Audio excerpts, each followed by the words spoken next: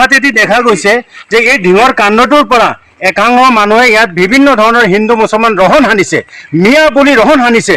আজি আমি উজনি অসমৰ বিভিন্ন স্থানৰ নিউজ পৰ্টেলত আমি দেখা পাইছোঁ, নিউজ চেনেলত দেখা পাইছোঁ, উজনি অসমৰ পৰা মিয়া চাফাই কাৰ্যসূচী, মিয়া মানে চাফাই অভিযান ইহঁতে আৰম্ভ কৰিছে। এনেকুৱা ধৰণৰ অসাংবিধানিক কাৰ্যকলাপ তেওঁলোকে কৰিবলৈ কেনেকৈ সাহস পালে? চৰকাৰ ক'ত হৈ আছে? চৰকাৰে কি কৰি আছে? চৰকাৰে অতি শীঘ্ৰে ব্যৱস্থা ল'ব লাগে। মিয়াক সুৰক্ষা চৰকাৰৰ দিয়াটো দায়িত্ব। মিয়াক যি ধৰণে ইতিমধ্যে যি ধৰণে মাৰোৱাৰীসকলক সুৰক্ষা চৰকাৰে দিছিলে, ঠিক তদ্ৰুপ মিয়াক কিন্তু সুৰক্ষাৰ এই চৰকাৰে দিব লাগিব। কোনো এটা মিয়াৰ যদি কোনো ধৰণৰ বিশৃংখলা হয়, কোনো ধৰণৰ ক্ষতি হয়, শাৰীৰিকভাৱে, মানসিকভাৱে, আৰ্থিকভাৱে যদি মিয়াৰ অসুৰক্ষিত হয়, তেনেহ'লে কালি দিনাখন শৃংখল চলিহা আৰু চৰকাৰখনে জগৰীয়া হৈ থাকিব। আমি চৰকাৰখনক আমি জানিবলৈ বাধ্য হ'ম যে এই শৃংখল চলিহাৰ ইহঁতৰ টীমটোৱে বিজেপিৰ বি টীম হৈ কাম কৰি আছে আৰু বিজেপিৰ লগত এওঁলোকৰ মিতিৰালি থকাৰ কাৰণে এওঁলোকে এনেকুৱা ধৰণৰ কাৰ্যকলাপ আৰম্ভ কৰিছে। মিয়া যদি আপোনালোকৰ বাংলাদেশীয়ে হয়, তেনেহ'লে আপোনালোকে কিয় ইমান অসহায় স্বীকাৰোক্তি কিয় দিব লাগে? আপোনালোকে পঠাই নিদিয়ক কেলে? মিয়াক বাংলাদেশী বুলি যদি আপোনালোকে ভাবিছে, তেনেহ'লে পঠিয়াই দিয়ক বাংলাদেশত, পঠিয়াই দিয়ক আপোনালোকে, তাক জমা কৰি দিয়ক। ৰাজহুৱা স্থানত মিয়া মাতি আনি যদি বাংলাদেশী হৈ থাকে, ৰাজহুৱা স্থানত জমা কৰক, জমাওক। আপোনালোক আমি গৰিহণা জনাইছোঁ আপোনালোকৰ এনেকুৱা মানসিকতাক, আপোনালোকে জমা কৰক। কিন্তু আপোনালোকক মই পুনৰবাৰ জনাইছোঁ, ওৰামা কাউন্সিল অফ অসমৰ পৰা আপোনালোকে শান্তি শৃংখলা আপোনালোকে বিনষ্ট নকৰিব। মিয়াসকলে কাম কৰিব গৈছে, মিয়াসকলে খাটি খাব জানে। আপোনালোকৰ নিচিনা চাদা তুলি খাব নাযায়। আপোনালোকৰ নিচিনা অমুকৰ পৰা 10 টকা, তামুকৰ পৰা 20 টকা, এই চাদা তুলি চুৰি বন্দুক দেখুৱাই পেলাই আপোনালোকৰ নিচিনা সেই চাদা তুলি নাখায়। মিয়াই কাম কৰি খায়, মিয়াই খাটি খাবলৈ জানে। গতিকে মিয়াসকল আজি বিভিন্ন কামত, বিভিন্ন আপাৰ আছামত বিভিন্ন জেগাত তেওঁলোকে নিয়োজিত হৈ আছে।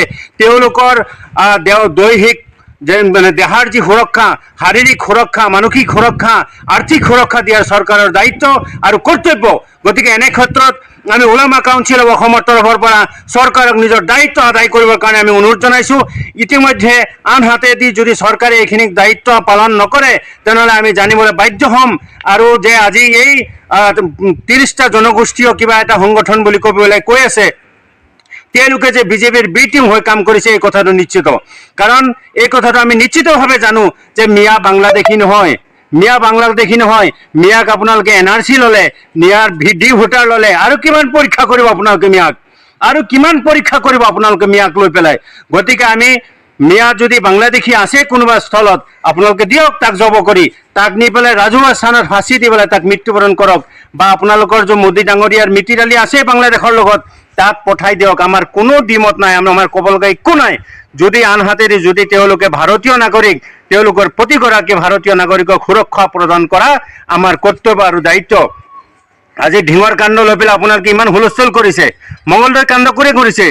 মঙলদৈৰ ঘটনা হোজাইত সেই টিউচন শিক্ষকজনে কি কৰিছে?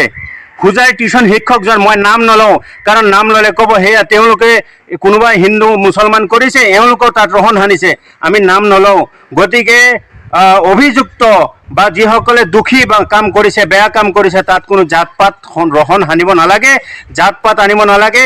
যোনে বেয়া কাম কৰিছে, বেয়াই তাক মানে কৰায়ত্ব কৰি দৃষ্টান্তমূলক শাস্তিৰ ব্যৱস্থা কৰক। কোনে মনা কৰিছে আপোনালোকক? আমি কাকো মনা কৰা নাই। আপোনালোকে তেওঁলোকে কৰায়ত্ব কৰি দৃষ্টান্তমূলক শাস্তিৰ ব্যৱস্থা কৰক। ঢিঙৰ সেই কুকৰ্মৰ লগত যিজন অভিযুক্ত, মূল অভিযুক্ত ইতিমধ্যে মৃত্যুবৰণ কৰিছে। এনেকৈ আপোনালোকে অসমৰ ৰাইজে অসমৰ 3 কোটি মানুহে বাট চাই আছে যে আপোনালোকে সেই হোজাইত যিজন অভিযুক্ত বা সেই মঙলদৈৰ যিজন অভিযুক্ত, তেওঁলোকক কেতিয়া এনকাউণ্টাৰ কৰিব, তাৰ কাৰণে অসমৰ ৰাইজে কিন্তু বাট চাই আছে।